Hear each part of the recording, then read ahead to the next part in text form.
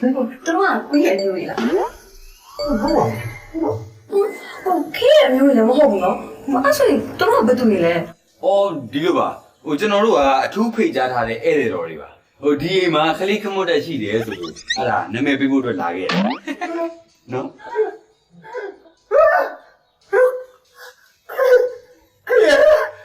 ကိုမဒီလေ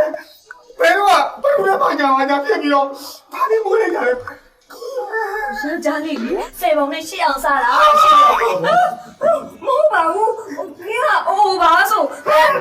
အပြိုပါဆိုခေကလည်းခေကခလေးမွေးစရာလားလို့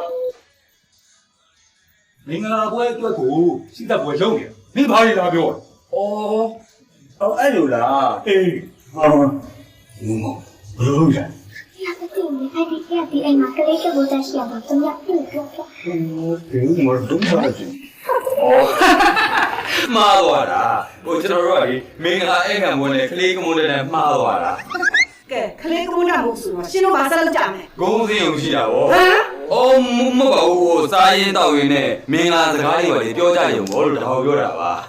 ဟိုကျွေးမှာဒါပဲဒါစေခံနေနော် ဘာပဲစားစားပေါ်နေရတယ်ဘာခက်တာမလို့ချစ် No, ဘောမလို့ဘောပါမောတော့ရည်တာရောက်လာဘောတော့မလားတို့သမီးပြောထိုင်ရပါတို့သမီးအဖေနဲ့ဟောဝဲဟိုသမီးလေးမင်္ဂလာပွဲတို့စီမံပေးပြီဟာကိုကြီးလူခံပြောရတယ်ကိုဟောရဲ့ရဲ့ဒီဟောရေမလေးနဲ့တက်ခါပဲဒါတို့လားကိုရေဟာအဖတို့ကဘာလို့မခေါ်ပါလဲ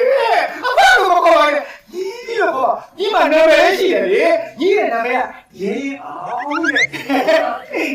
ဟော သူတို့တွေဘာပဲပြောပါဟိုကိုရလေဟောရခေထားရပြီးပဲနော် ဒါလာရီပဲယူခွေးနဲ့ပြေးမဟုတ်ပါဘူးမြောက်စလုံးဘူးရ